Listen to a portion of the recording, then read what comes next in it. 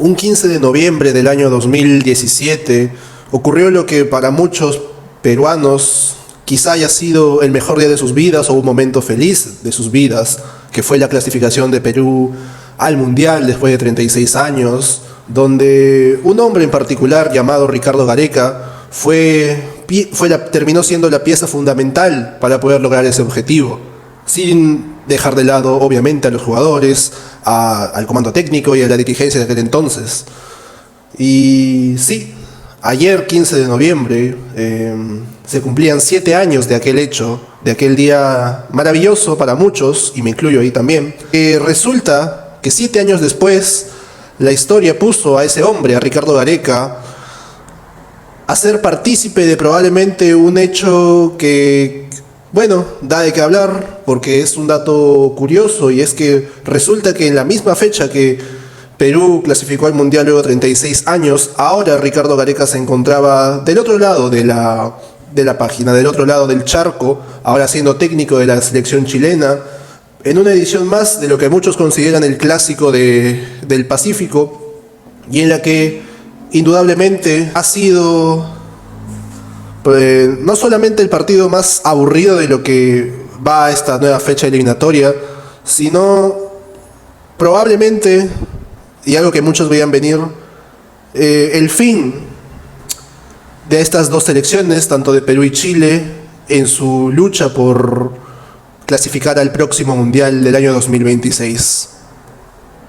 Porque seamos honestos, seamos claros, este empate no le servía a ninguno de los dos. Se dieron algunos resultados que sí, por ahí podrían favorecer, quizá no tanto a nivel puntaje, pero sí por ahí acordar un poco la distancia, como fue el empate de Venezuela, la derrota de Bolivia. Y ese es el punto principal de la opinión que quiero dar. Este empate no le servía a ninguno, pero yo me voy a centrar en lo que fue la selección peruana, la selección de mi país, porque esto en realidad es una consecuencia de lo que se ha hecho mal desde que terminó el sueño mundialista, el sueño de haber podido clasificar al Mundial, de ver a nuestra selección en el Mundial de Rusia. Es una consecuencia de todo lo que se ha hecho mal, desde la salida de Oviedo por temas personales de él, que no tienen que ver con fútbol, desde la llegada de Lozano y todo lo que fue el desarrollo del fútbol peruano en general, no solamente de la selección, de lo que significó los problemas de Lozano con supuestas reventa de entradas, de fijarse más en los derechos televisivos antes de fomentar una liga competitiva para la liga de mayores, para las divisiones menores, con todo este problema dirigencial ahora, porque aparentemente por un tema delictivo, ahora muchas cabezas importantes para el fútbol peruano, y obviamente el aún presidente de la selección, Agustín Lozano, ahora en la cárcel,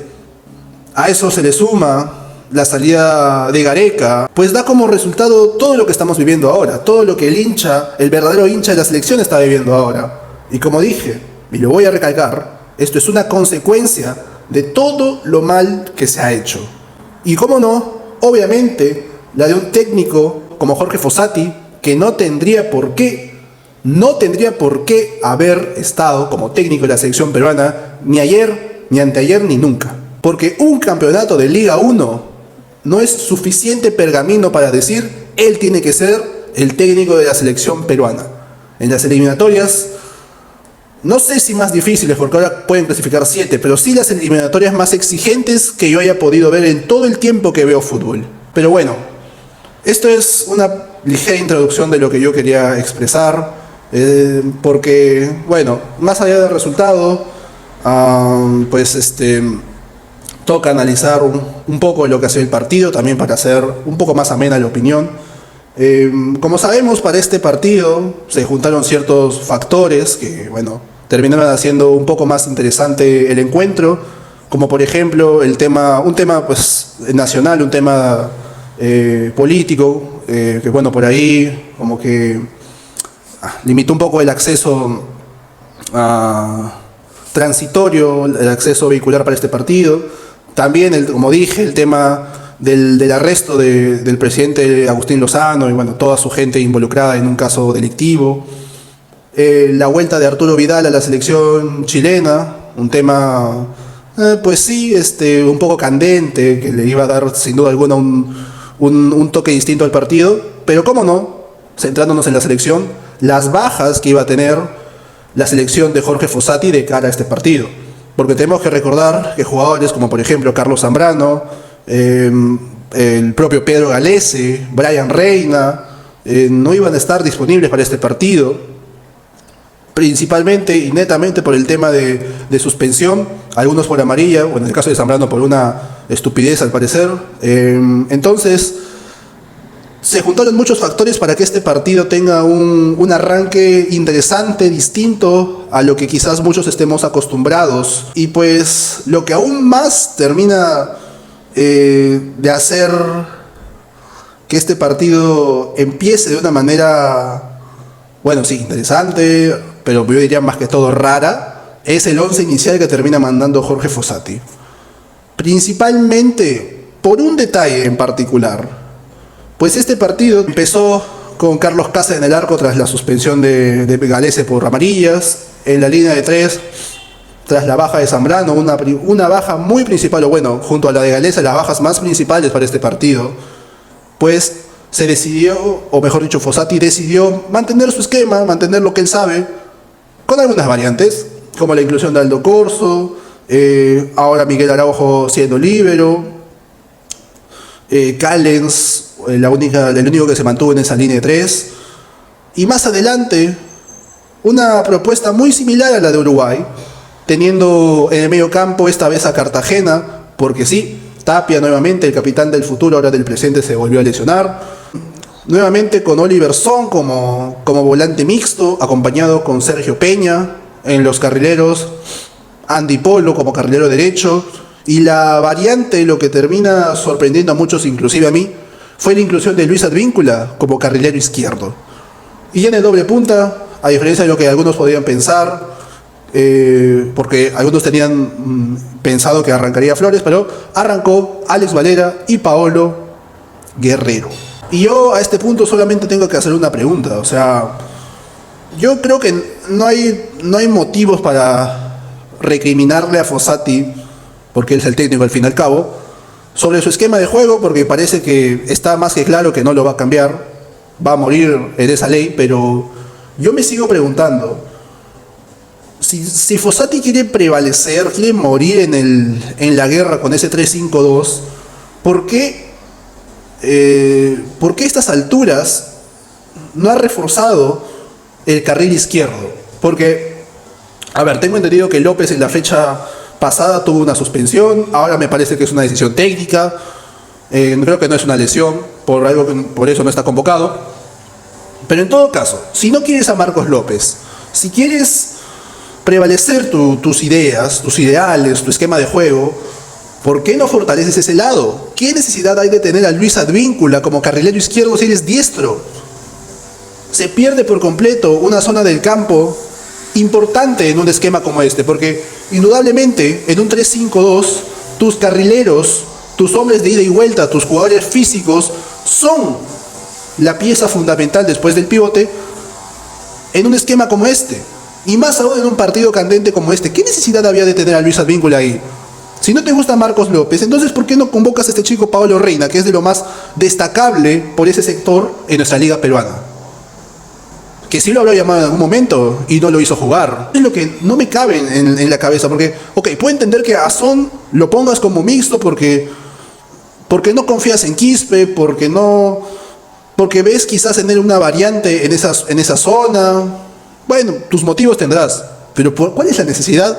de matar a un jugador, de matar una posición, solamente por defender tus ideas de juego, por querer morir en eso? Podríamos decir que Perú fue una selección que tuvo lo suyo para poder atacar, para poder crear jugadas, para poder dar el golpe inicial,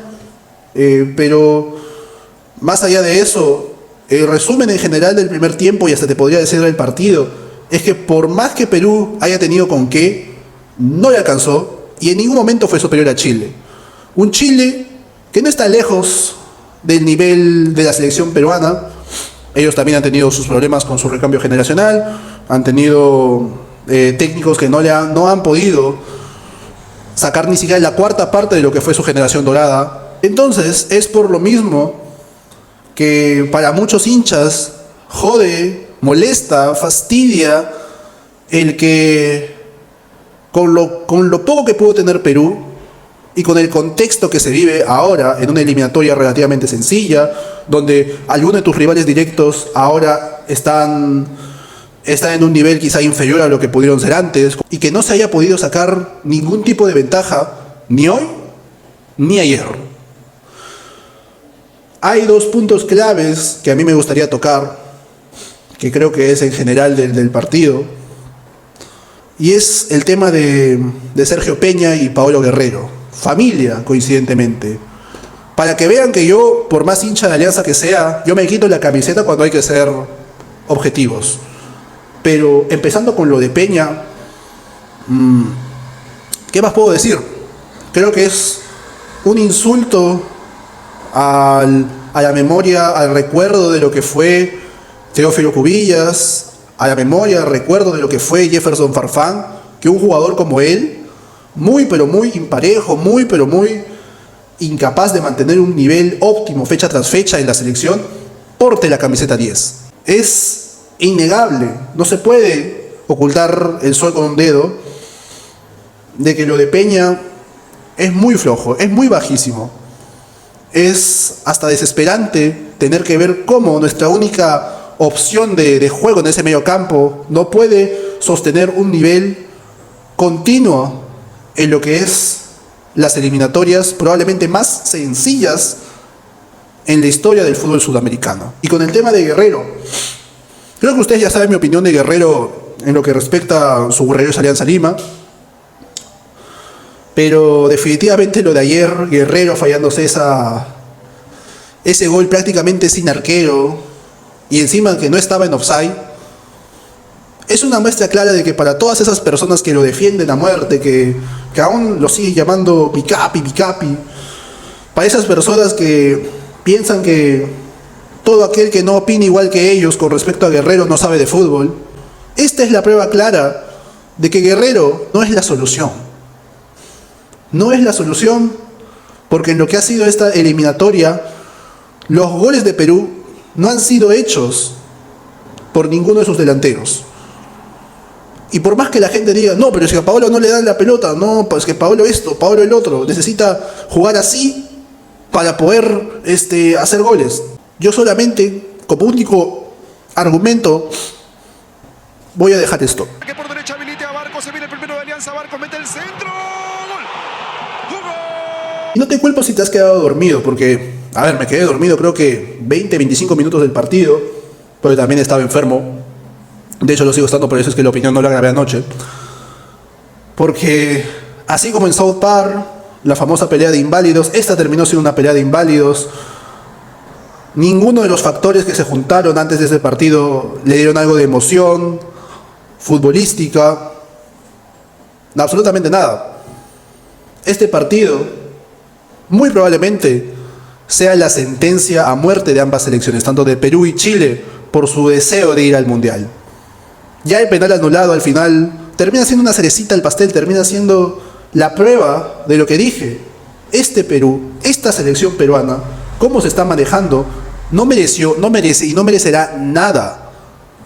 en lo que va a ser probablemente unos años muy difíciles para el fútbol peruano. Una conclusión en general, podríamos decir que la clasificación al Mundial no se pierde ahora, no se pierde por empatar con Chile, no se pierde por perder goleado ante Brasil, se pierde desde el momento en el que nunca se supo aprovechar la clasificación al Mundial de Rusia 2018. Y bueno, eso es todo por esta ocasión. Muchas gracias por ver el video, muchas gracias por quedarte hasta el último. Disculpa si me tardé un poco para hacer la opinión, no me encontraba bien de salud, estaba muy cansado ayer, pero bueno, en fin. Estoy aquí cumpliendo mi promesa, mi compromiso de hacer contenido variado, hablar un poco de la selección, así que bueno, nada, espero te haya gustado mucho el video, no te olvides suscribirte, activar la campana de notificaciones, para que YouTube me recomiende más, darle su pulgar arriba, etcétera, etcétera. Bueno, hay que jugar un ganar muchachos, se divierten ustedes, me hacen feliz a mí. Eso es todo por esta ocasión, yo soy el hincha, nos vemos en una próxima, y bueno, en las buenas, en las malas, en las peores, lo que sea que de Panel de Estilo. Siempre, arriba Perú.